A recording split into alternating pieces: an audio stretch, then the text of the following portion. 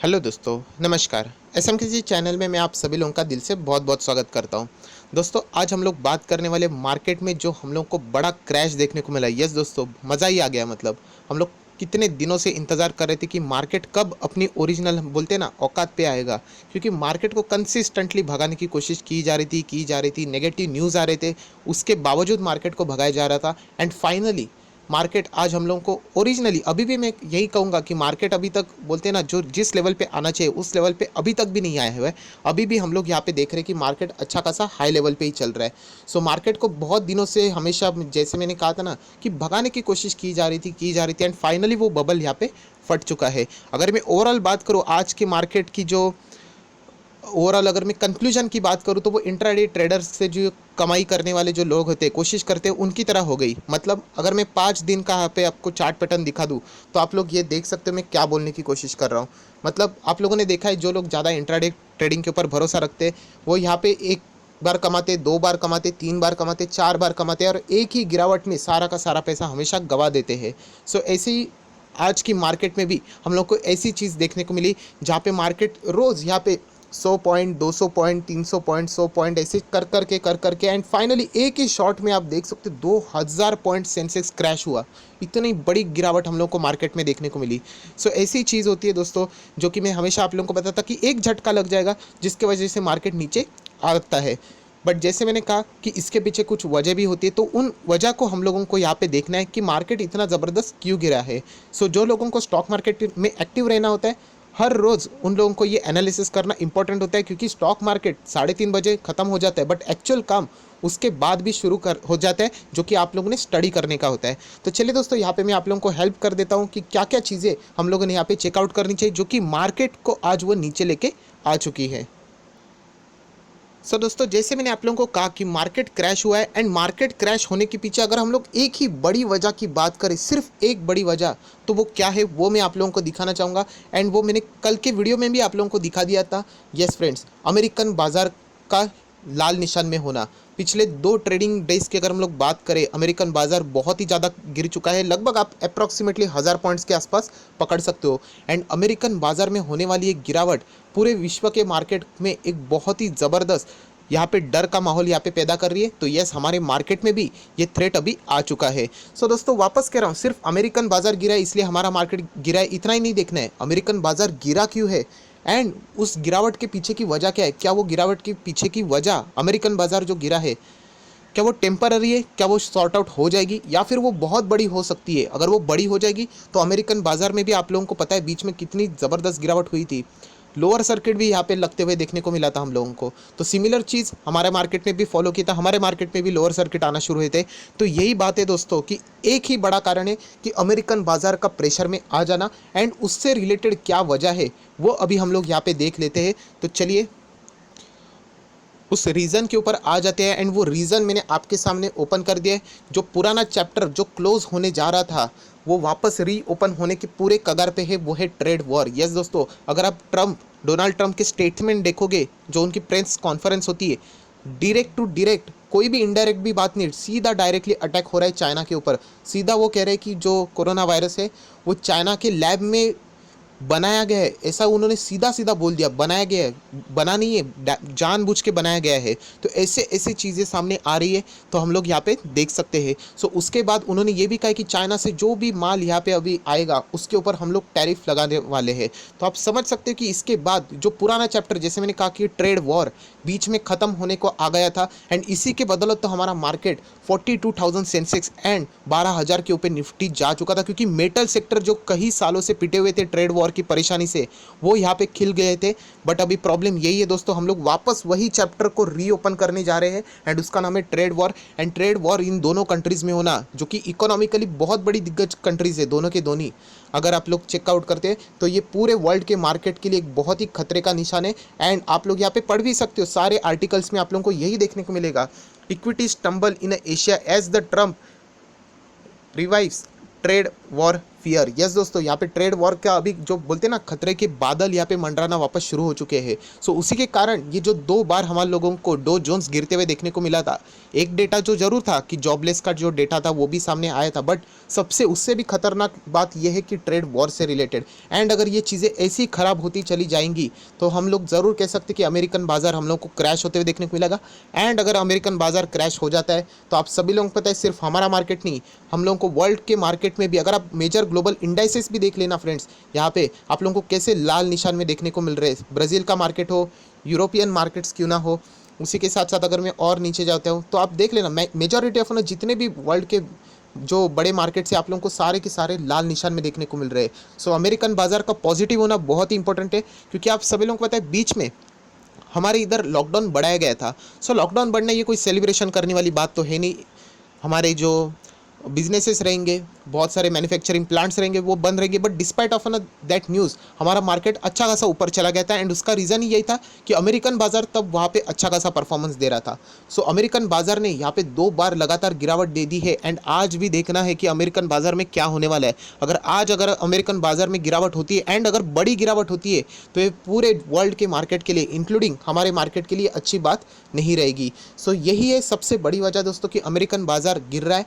And उसके पीछे अगर मैं बात करूं, ट्रेड वॉर ये सबसे बड़ा पोटेंशियल थ्रेट अभी हम लोग को देखने को मिल रहा है। एंड अगर ये शुरू हो जाता है फ्रेंड्स तो ऐसा लगता है कि ये कभी ख़त्म ही नहीं होगा, जिस तरीके की अभी की सिचुएशन को देख के हम लोग यहाँ पे अंदाज़ा लगा सकते हैं। तो चलिए दोस्तों, ये तो था सबसे मेजर रीज़न जो कि मैंने आप लोगों को शुरुआत में ही बता दिया, बट उसी के साथ साथ कुछ और भी फैक्टर्स होते हैं जो कि इस गिरावट में हम लोग कह सकते हैं ये गिरावट को और भी नीचे गहरा लाने के लिए मदद करते हैं। तो क्या फैक्टर्स है उसके ऊपर हम लोग यहाँ पे आ जाते हैं। एंड वो फैक्टर्स है Q4 एंड Q1 के रिजल्ट। यस दोस्तों, Q4 के रिजल्ट जो ऑलरेडी हो चुका है उनके रिजल्ट सामने आ रहे हैं। एंड जितने भी हम लोगों ने बड़ी बड़ी कंपनीज देखे हैं, कभी एचयूएल का रिजल्ट आप लोगों ने नेगेटिव में देखा है? मैंने पिछले कितने रिजल्ट निकाल के देख लिया, एचयूएल का रिजल्ट हमेशा एस्टिमेट को बीट करने वाला था, बट अभी सारे के सारे रिजल्ट हम लोगों को यहाँ पे हिलते हुए नजर आ रहे हैं। बहुत सारे लोगों को ये लग रहा है कि कोरोना वायरस से रिलेटेड जो लॉकडाउन था वो मार्च के आखिरी हफ्ते में किया गया, बट ऐसा नहीं था दोस्तों। वो वर्ल्ड हमारे कंट्री के लिए वो आखिरी हफ्ते में था। बहुत सारी जगह पे लॉकडाउन ऑलरेडी एडवांस में शुरू हो चुका था। एंड उसी का फटका इन कंपनीज को यहाँ पे बुरी तरीके से लग चुका है। एंड जैसे मैंने कहा कि Q4 के रिजल्ट इतने बड़ी कंपनीज के खराब आने के बाद हम लोग अंदाज़ा लगा सकते कि बाकी कंपनीज भी अभी जो उनके रिजल्ट है उनके ऊपर जो एक्सपेक्टेशन थी अभी वो बहुत ही खतरे में आ चुकी है। एंड उसी के साथ साथ Q1 के रिजल्ट, ये कौन से रिजल्ट है? ये वो रिजल्ट जो कि अभी आने वाले हैं। मतलब मैं बात करूँ तो अप्रैल, मई, जून ये होता है Q1। एंड अप्रैल मंथ तो आप सभी लोगों को पता है किस तरीके से बर्बाद हो चुका है। हम लोग सारे के सारे लॉकडाउन में हैं। ऑटो की बात करें, सेल्स की बात करें तो 0 सेल्स उन्होंने रिपोर्ट की है। सो आप लोग समझ सकते हो ऑलरेडी अप्रैल मंथ जा चुका है, मई का भी 50% मई जा चुका है। एंड आगे भी क्या होने वाला है इससे रिलेटेड कोई भी हम लोगों को थोड़ा भी आशा का जो किरण होती है, उम्मीद की जो किरण होती है वो भी नज़र नहीं आ रही है। सो आप लोग देख सकते हैं किस तरीके के एक खतरे के बादल यहाँ पे मंडराए हुए, जिसके वजह से ये बाजार के ऊपर प्रेशर डाल रहे हैं। मतलब बाजार अच्छा खासा चल तो ज़रूर जाता है, बट उनको एक रीज़न चाहिए होता है बड़ा गिरने के लिए। तो जो रोज़ 100 200 थोड़ा थोड़ा चलता है वो एक ही झटके में 2000 का नुकसान देके चला जाता है। एंड ये है सेकेंड रीज़न दोस्तों जो कि मैंने आपके सामने बताया कि रिजल्ट्स, पिछले वाले रिजल्ट एंड आने वाले रिजल्ट, ये दोनों में यहाँ पे अभी बहुत ही ज़्यादा खतरा नज़र आ रहा है। उसी के साथ साथ अगर हम लोग और थोड़ा सा यहाँ पे रीजंस के ऊपर जाते हैं तो आप लोग यहाँ पे देख सकते हैं निफ्टी 50। यस दोस्तों, निफ्टी 50 ये जो मैंने आपके सामने ओपन किया है आप देख सकते हैं ये क्या है, निफ्टी 50 के वेटेजेस है।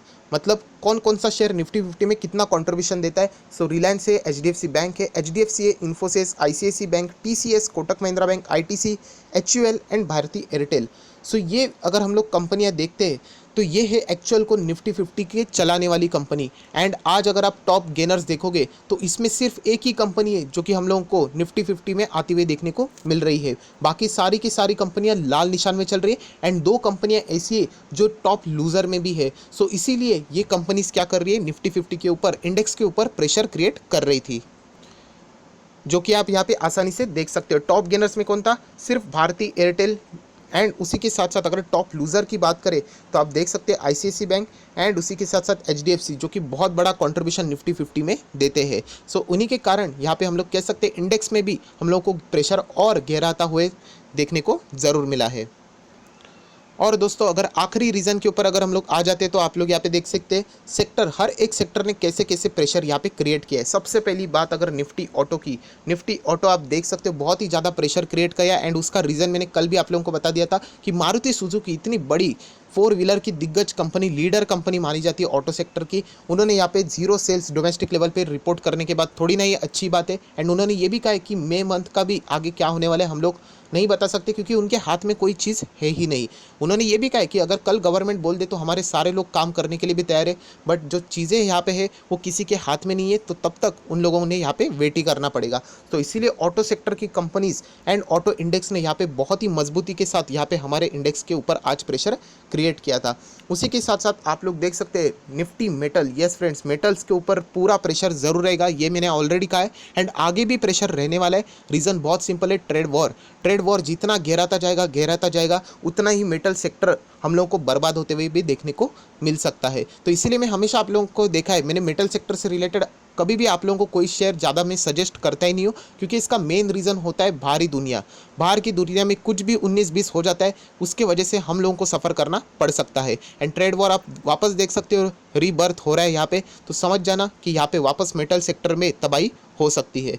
उसी के साथ साथ आप लोग बाकी भी सेक्टर्स देख सकते हो, हालांकि हर एक सेक्टर ने यहाँ पे लाल निशाने दिखाए, सिर्फ फार्मा ने थोड़ा बहुत यहाँ पे कंट्रीब्यूशन किया, अच्छा खासा संभालने की कोशिश की है, बट इतना कोई एफर्ट यहाँ पे काम में आता हुआ देखने को नहीं मिला है। उसी के साथ साथ बैंक्स, उसी के साथ साथ फाइनेंशियल सर्विसेज, ये भी हम लोगों को गिरते हुए देखने को मिलने वाले। अगर मैं कल की न्यूज़ की बात करूँ तो वॉरेन बफे जी ने उनके जितने भी एयरलाइंस के शेयर्स थे वो उन्होंने सब साफ कर दिए, बेच दिए एंड उन्हीं का एक इम्पैक्ट होता है पूरे वर्ल्ड के ऊपर कि एयरलाइंस कंपनी कैसे आगे जाके और खतरे में आ सकती है। इससे रिलेटेड ऑलरेडी डिटेल में मैंने कल डिस्कशन किया था। सो उन कंपनीज़ को, एयरलाइंस कंपनीज तो फॉर एन एग्जांपल आप पकड़ लो कि तबाह हो जाएगी, बट उन्हीं के साथ साथ जो बाकी बिजनेसेस है वो भी हम लोगों को प्रेशर में आते हुए देखने को मिलेंगे। एंड उनमें आप सभी लोगों को पता है बैंक्स रहते हैं, क्योंकि बैंक्स, हम लोगों ने कल बैलेंस शीट भी देखी थी, उन बैंक्स, ऐसी बैंक्स जिन्होंने एयरलाइंस कंपनी को लोन देके रखा है, उन लोगों में अभी बहुत ही ज़्यादा प्रेशर रहेगा क्योंकि उनको पता है कि आगे जाके शायद से ये लोन डिफ़ॉल्ट क्यों ना साबित हो सकते हैं, एनपीए क्यों ना साबित हो सकते हैं, क्योंकि उनका बिजनेस ही हम लोग को फिलहाल बंद होते हुए देखने को मिल रहा है। सो इसी के कारण आप देख सकते हो बैंकिंग सेक्टर में बहुत ही ज़्यादा प्रेशर है, फाइनेंशियल सर्विसेज में भी बहुत ही ज़्यादा प्रेशर है। सो दोस्तों आप देख सकते हो जितने भी पोटेंशियल रीज़न थे मैंने आपके सामने यहाँ पे बता दिए कि क्यों आज निफ्टी या फिर सेंसेक्स हम लोगों को इतना ज़बरदस्त क्रैश होते हुए देखने को मिला। एंड ये कभी ना कभी होना ही था, सिर्फ टाइम थोड़ा ले लिया ज़्यादा, एक रीज़न चाहिए था जो कि डो जोन्स हम लोग को गिरते हुए देखने को मिला। अगर आज भी डो जोन्स बहुत ज़बरदस्त गिर जाता है तो हम लोग ज़रूर कह सकते हैं हमारे इंडियन मार्केट में वापस ज़ोरदार खतरे की घंटी बज जाएगी। हाँ, इंडियन मार्केट क्या यहाँ से वापस रिकवर कर सकता है, उसके लिए एक ही बड़ी होप अभी तक बची हुई है, वो है स्टिमुलस पैकेज। कब आएगा ये किसी को नहीं पता है, बट इस होप के कारण यहाँ पे मार्केट रिकवरी ज़रूर दिखा सकता है, बट वो रिकवरी भी एक टेम्पररी स्केल के लिए हो सकती है। लॉन्ग जर्नी में अगर मैं बात करूँ तो हमारा मार्केट आज भी यहाँ पे प्रेशर पे चलते हुए देखने को मिल रहा है। सो आई होप, आशा करता हूँ दोस्तों जितने भी रीजंस थे यहाँ पे मैंने कवर कर लिए। तो ये वीडियो अगर आपको अच्छा लगा होगा तो प्लीज़ इसको लाइक करना मत भूलना। So that's it, thank you very much दोस्तों, we will be meeting in our next video. तब तक के लिए बाय बाय।